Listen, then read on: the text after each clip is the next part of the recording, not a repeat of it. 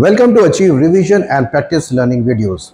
Learn with me. My name is RITESH SINGH, an ex-civil servant, senior educator and mentor for the students like you.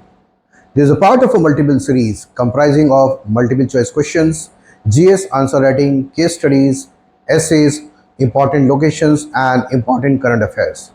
So today I am going to open up with some important multiple choice questions from the ancient Indian period. Now the content that I am going to discuss with answers and explanation is given in PDF format, and that PDF link is attached in the video. You can download the content for your faster revision. Similarly, join me, subscribe it and also press the bell icon so that you are connected with what multiple videos linked with different things that I've just mentioned. So assemble all the content for the forthcoming examination for your faster targeted revision. So let us see certain questions today, that is multiple choice questions. Now here I am going to discuss about some questions from Mahajanpada period. The Mahajanpada period or Mahajanpads began to emerge from the later Vedic age. It was the emergence of the territorial kingdoms, 16 important territorial kingdoms before the coming of big empires. So all these later resulted in the coming of the big empire like Mauryan Empire. Now this period was the consolidation of monarchy, consolidation of Varna system, consolidation of what more emerging inequalities based on caste, decline in status of women, and emergence of 16 what monarchical states. So let's see what are those states and what were their locations in the form of questions. So the first question on the board here is now which of the following Mahajanpads and the capitals are correctly matched? So here now the kingdoms which are being given. So Vatsa, the Kashi, that is Vatsa, the capital Kashi, Kosala, the Shravasti, Vaji, Vaishali, Avanti, Ujjain, Surasena or Indraprastha. So that means the Mahajanpad or the kingdoms and their capitals. So which of the following pairs are correctly matched? So select the correct option, only one pairs, two pairs, or three pairs and all of them. Now this is the current method of UPSC asking the questions in terms of options A, B, C and D. Now with respect to this question, this is purely content based. There are three types of questions asked by UPSC. One is purely content based. One is based on purely logic, in which even if you are not knowing the content, you can derive the answer. And others are the mix of content plus logic. But this is purely content in nature. Unless you have what proper content, you cannot answer this properly. Unless you know all the 16 kingdoms, you cannot answer this properly. Unless you know their capitals, you cannot answer properly. So let's see the standard content which is there in the PDF, which you can easily download. Now the content.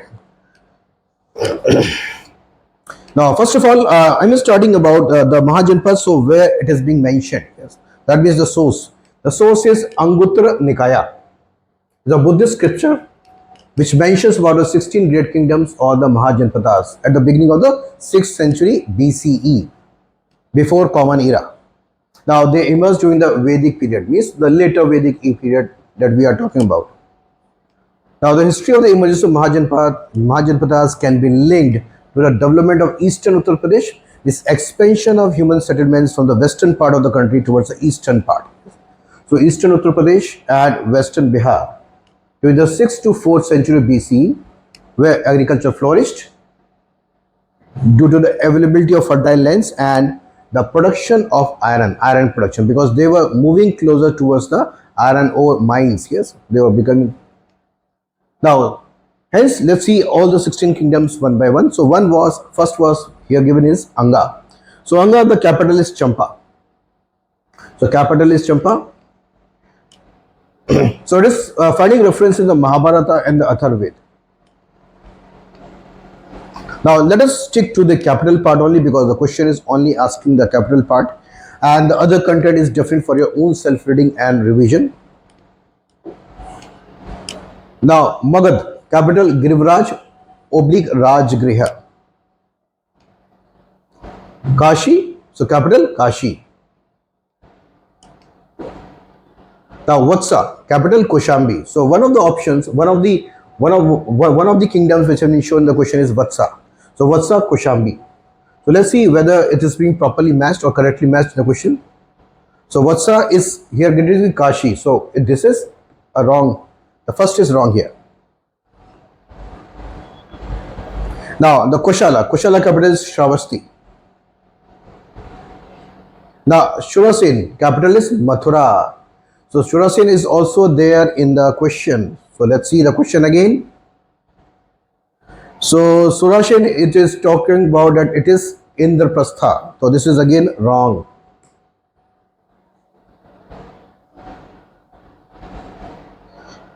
Okay. So Kushala, Shravasti, Panchala. Now Kuru is Indraprasth. Matsya capital is Viratnagar, and Chedi. Avanti, Ujjain. Gandhara, Takshila. Kamboj, Punch. Asmaka, Udana, Vaji, Vaishali, Malla, Kushinagar. That means here the entire content is there with respect to 16 Mahajanpadas and what were the important features, important capitals, and all these can be very helpful for your revision. So let's see now the options again. Now here, so we found out that Vatsa Kashi is actually wrong, Kushala Shravasti is right, Vaji Vaishali correct, Avanti Ujjain is correct, Surashen Indraprastha is wrong because it is Mathura here. So here what we are saying, how many pairs are actually correct? Okay. So only 3 pairs. Yes. Okay. So this pair is correct, and this pair. So 2, 3, 4 pairs are correct. So answer here is 1 ka answer is C. Now let's take another question from Mahajanpadas.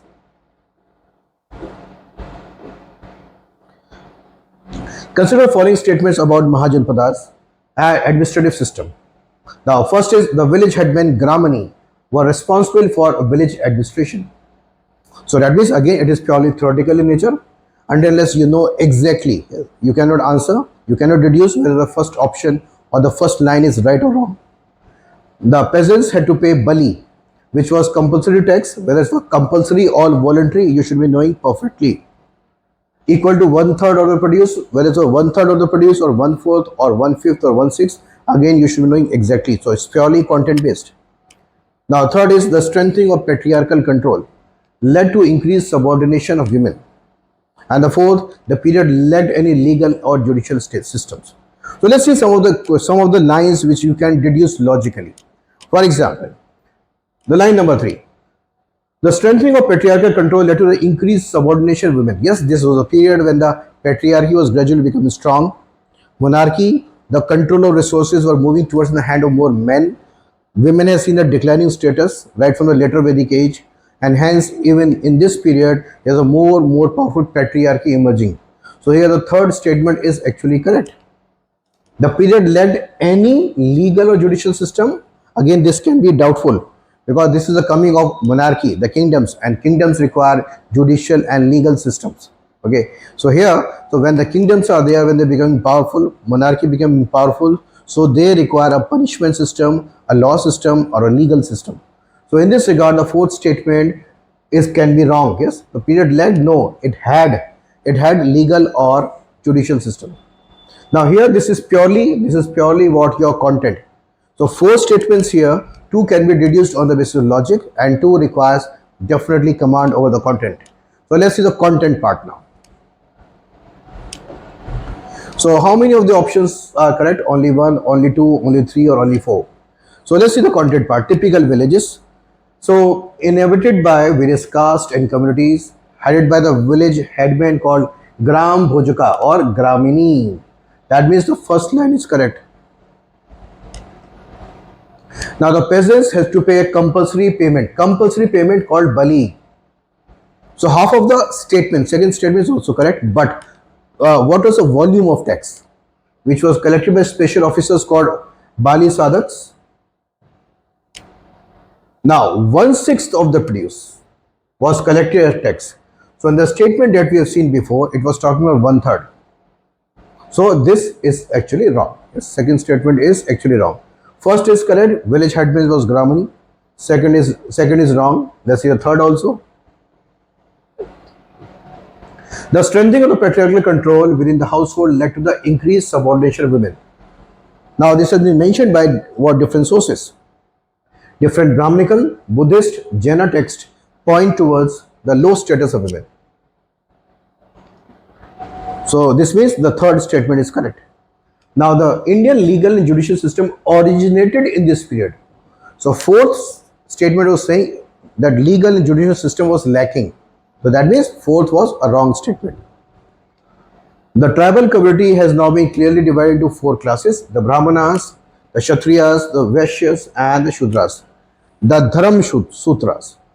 The Dharam Sutras laid down the duties for each of the Varna, and the civil and criminal law came to be based on the Varna division. That means civil and criminal law properly emerging from the Dharam Sutras. Higher the Varna, the purer it is, and higher was the order of moral conduct expected. So civil and criminal laws were administered by royal agents. So that means when we see now all the statements one by one. So the village headman was Gramani, yes. The peasants had to pay bali, half is right, but it was not 1/3, it was 1/6. So hence the second statement is wrong. The strengthening of the patriarchal control led to increased subordination, right. The period lacked any legal or judicial system. Actually, this is wrong. So there was a emergence of what legal and judicial system. So that means this is wrong. So the two statements are wrong, two are correct. So that means the answer is B, only two.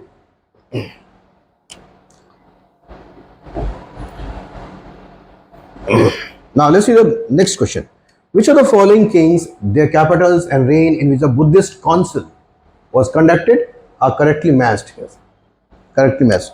So the first consul Vaishali Kalashoka, second consul Rajgir Ajatashatru, third Patliputra Kanishka, and the fourth Kashmir Ashoka. So first, second, third, fourth. Now, so again, unless you know the content part, unless you know perfectly the sequence of the consuls, unless you know the time period of the consuls, it's difficult to answer. So here, let's see. So which of the following pairs are correct? So now, so what we are saying, an image also. So first Buddhist consul Ajatashatru, Rajgriha Mahakashyap was the chairperson, and it was in the year 483 BC. 483 BC. Second was Kalashoka. Vaishali Sabakami was the chairperson, and 383 BC. 100 years after that. Then third was Ashoka. Patliputra Mogaliputra was the chairperson when 250 BC. And the last, the fourth one was Kanishka. The Kundalvan, Vasumitra, and 72 AD. So that means first Ajatashatru, Kalashoka, Ashoka, and then Kanishka. So when you see the question, Ajatashatru should be first, Kalashoka second. Now Ashoka is third and Kanishka is fourth. So this means all the pairs, yes, all the pairs are wrong. That means the answer is none. Answer is none. So this can only be able to be deduced if you know the content properly and the chronology. So content is there in front of you. So you see the content, the image. You see the content, the image here, and you are also seeing the content detail. The first Buddhist council conducted under the king Ajatashatru of the Haryanka dynasty. Haryanka dynasty of Magadha. The council was established in order to arrive at a consensus how the teachings of Buddha could be spread further. It was held at Satapani caves and the chairperson was the Mahakashyap. So at this council, Ananda composed Sutta Pitaka, the Buddha teachings, and Mahakashyap composed the Vinay Pitaka, the monastic code. That means additional content is very, very important to be remembered, because UPSC may not be asking the same question again. It will be adding additional content and reshaping the question for you, and definitely your task will become a little difficult. So that means you should be having a complete command over the content. Content, wider the content that is being read, more the logic emerges. Further,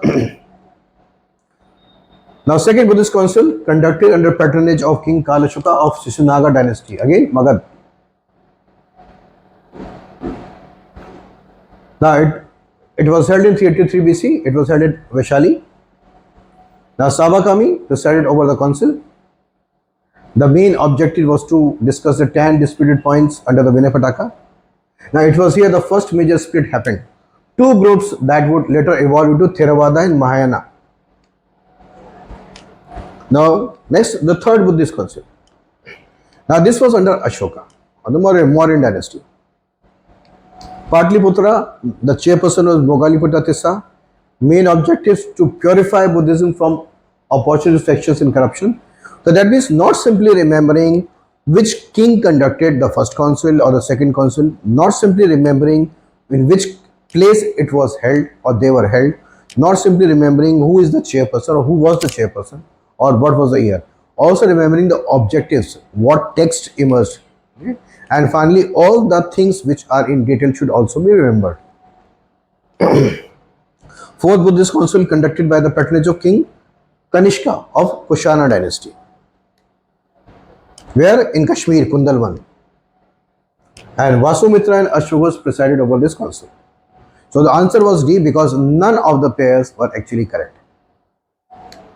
Arrange the following architectural elements of stupa starting from the base, that means from the base till the top of the building, base to top of the building. So these were, so Medhi, Pradakshinapath, Vedika, Chhatri, Harmika, Anda. Yes. So that means this can only be known when you know the architectural features of a stupa. Okay. So again, it becomes very important to know the exact content. Yes. And also remember the picture of a stupa with the features. So now let's see the stupa now. Right? So stupa, so what that means from the ground level till the topmost level. So ground level starts with the Vedika. So Vedika is a boundary. Yes, it's a boundary wall. Vedika is a boundary wall. Then comes Medhi. Yes. So Medhi is the other side. Yes, you are entering. Then Pradakshina path are the circular paths. So circular paths. Yes. Then comes the spherical dome-like feature that is called Anda. Then comes Harmika, yes, that means the topmost boundary. And then comes on the top the Chhatri. The Chhatri. So it's Vedika, Medhi, Pradakshinapath, Anda, Harmika and Chhatri. So let's see the sequence there. So here Vedika, so that means it should be 3. Vedika, then Medhi 2, then 1, then Pradakshinapath 2, then 6, then 5 and 4 Chhatri. So 3, 1, 2, 6, 5, 4. Yes. 3, 1, 2, 6, 5, 4. So 3, 1, 2, 6, 5, 4. So answer is B. So this can only be done when you know the features of a stupa. Similarly, the features also asked about the temples, okay, Naga style, the Dravida style, the Vesara style. You should be knowing the features. All these can be put in terms of questions.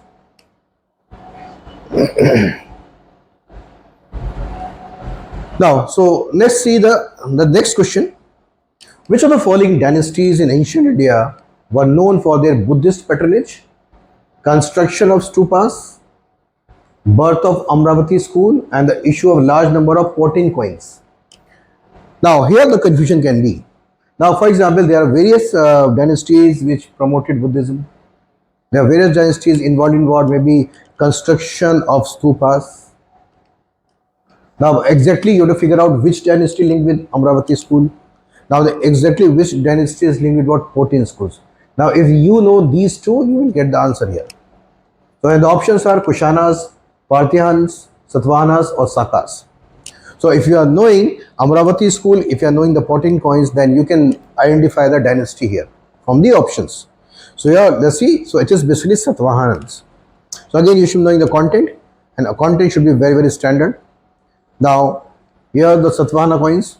The coins of the Satavahanas have been excavated from Deccan, Vidarbha, Western and Eastern Ghats. They were die struck. The cast coins too existed in Satavahana Empire and there were multiple combination of techniques. Now the coins were of silver, copper, lead and potting. Yes, potting coins in the Satavahana Empire. So again, so if you know the unique feature of particular dynasty, then you can figure out the option. So architecture.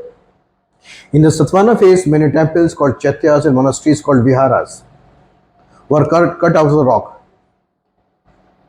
Now, three Viharas of Nasik carry inscriptions of Nahapana and Gautamiputra. That means those are kings of Satvana dynasty.